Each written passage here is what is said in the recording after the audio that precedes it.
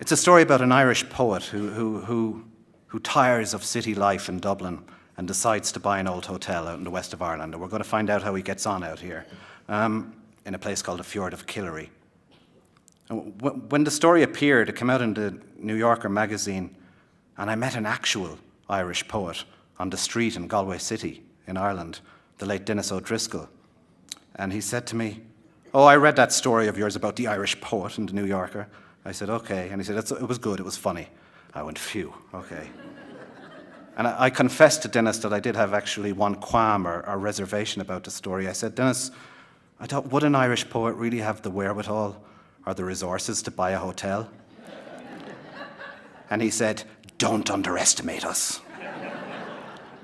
So this is from the story. Actually, before I begin, I need to apologize in advance for the truly appalling language. Okay, but the thing about Irish people and swearing is that we do it so well. Okay. So this is from the story titled Fjord of Killary. So I bought an old hotel out on the Fjord of Killary. It was set hard by the harbour wall, with Moyle Ray Mountain across the water and disgracefully grey skies above. It rained 297 days of the average year, and the locals were given to magnificent mood swings. The night in question, the rain was especially violent. It came down like handfuls of nails flung hard and fast by a seriously riled sky god.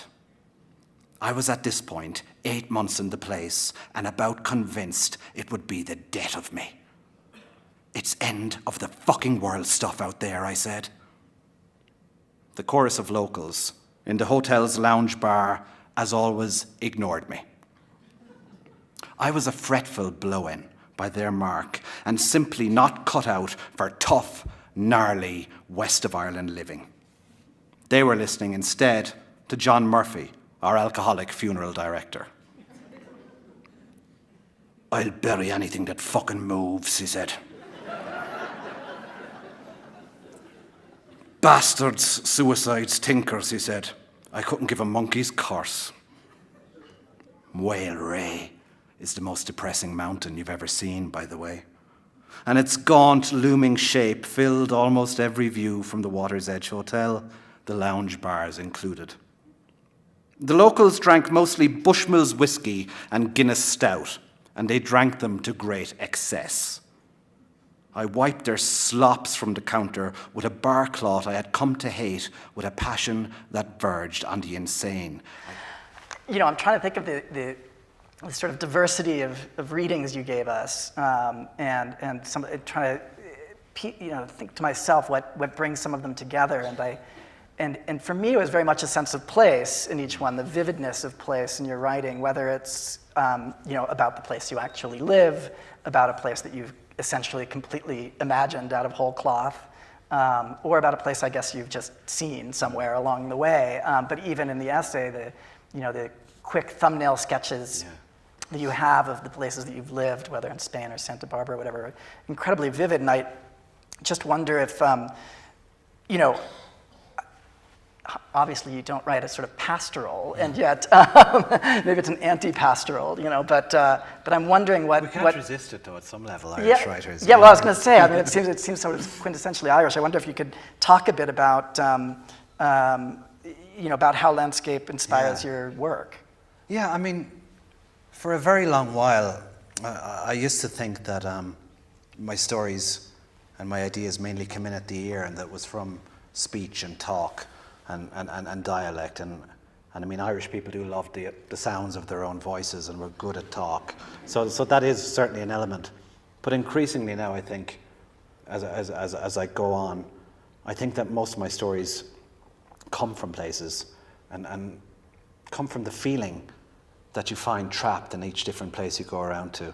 I have a kind of a strange, slightly esoteric theory about this, and it's about human feeling.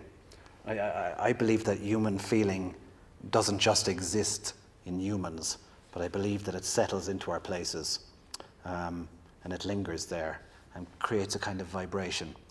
And as I go around on my bicycle or drive around the west of Ireland, and when I get out of the house, it's important to get out of the house, I think, as a writer, and go to places. Very often you tune into these different feelings that a place has. For the story Fjord of Killary, I was on a cycling trip in the west of Ireland, and I landed in this hotel lounge bar on a very wet night, and all the locals were lined up against the bar, and they were talking exclusively of roads, mileage, and general directions.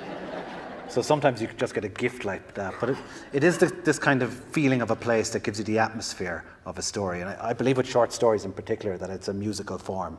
I think every short story has a melody or a tune or a refrain, and you're trying to hear that. So I'm going around the place and I'm listening. If any of you see me around Santa Fe tomorrow, sitting in a coffee shop or in one of your wonderful craft ale bars, it may look like I'm doing very little, but in fact I'm tuning into the vibrations for future reference. Which are significant here, as we know. Absolutely, yeah.